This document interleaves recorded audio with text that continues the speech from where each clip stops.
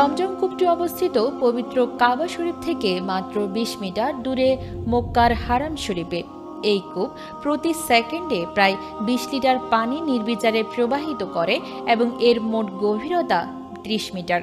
তবে মক্কা মুকাররমার একজন ইসলামিক গবেষক ডাক্তার মাজান সাদুদ্দিন এক চিকিৎসকের উদ্ধৃতি দিয়ে বলেন, ১৯৭১ সালে জমজম কূপ নিয়ে এক বিস্ময়কর ঘটনা ঘটেছিল। সেই সময় এক ব্যক্তি দাবি করেন যে জমজম কূপের পানি পানযোগ্য নয়। তার যুক্তি ছিল, কাবা শরীফের অবস্থান সমুদ্র পৃষ্ঠের তুলনায় নিচু, আশেপাশের পয় নিষ্কাশনের পানি কূপে প্রবেশ করতে পারে। এই দাবি শুনে সৌদি আরবের বিজ্ঞানীরা বিষয়টি যাচাই করার সিদ্ধান্ত নেন। তারা জমজম পানি সংগ্রহ করে তা ইউরোপের ল্যাবরেটরিতে পাঠান, যেন আধুনিক বৈজ্ঞানিক পরীক্ষার মাধ্যমে প্রমাণ পাওয়া যায় জমজমের পানি আসলেই পানযোগ্য কিনা। এবং এখানেই আসে প্রথম বিষয়।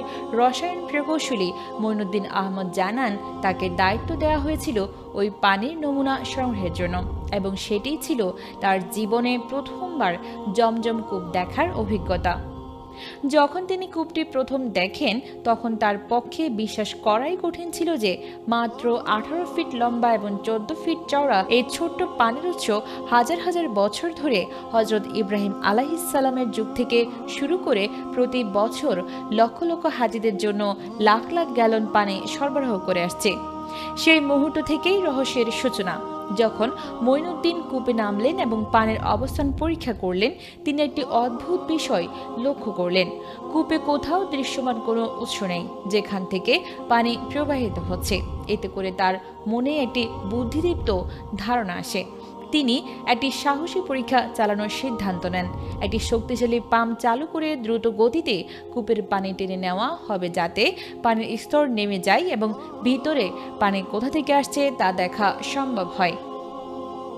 এখানেই ঘটে যায় সেই বিস্ময়কর ধাক্কা। এক শক্তিশালী পাম্প দিয়ে পানি টেনে নেওয়ার পরও কূপের পানির স্তর একটুও কমেনি। মঈনুদ্দিন কিছুই দেখতে পাননি পানি কোথা থেকে আসছে, বরং তিনি লক্ষ্য করেন কূপের নিচে তার পায়ের তলা থেকে চারপাশের বালু নড়াচড়া করছে, আর অদৃশ্য কোনো উৎস থেকে একই হারে পানি উঠছে যে হারে পাম্প পানি টেনে নিয়েছিল। ফলে পাম্প যতই পানি টানুক, কূপের পানির পরিমাণে কোনো পরিবর্তন হয়নি। সৌদি আরবের ল্যাবরেটরিতে পাঠানো হয় বিশ্লেষণের জন্য, কিন্তু যখন পরীক্ষার ফলাফল আসে তখন তা ছিল অত্যন্ত বিস্ময়কর। প্রমাণিত হয় যে জমজমের পানি বিশ্বের অন্য যে কোনো পানির থেকে সম্পূর্ণ ভিন্ন। এই পানিতে ক্যালসিয়াম ও ম্যাগনেসিয়ামের পরিমাণ অনেক বেশি থাকে, আর সম্ভবত এই কারণেই জমজমের পানি দীর্ঘ ক্লান্তির পর হাজিদের জন্য এতটা সজীবতা ও শক্তি এনে দেয়। তবে এর চেয়েও গুরুত্বপূর্ণ বিষয় হলো, জমজমের পানিতে প্রাকৃতিকভাবে ফ্লোরাইড নামক একটি যৌগ রয়েছে, যা জীবাণু ধ্বংসে অত্যন্ত কার্যকর।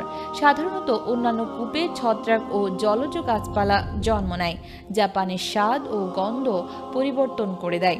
কিন্তু জমজম কূপে কোনো ছত্রাক বা উদ্ভিদ জন্মায় না, ফলে তার পানি সবসময় বিশুদ্ধ ও একস্বাদেই থাকে।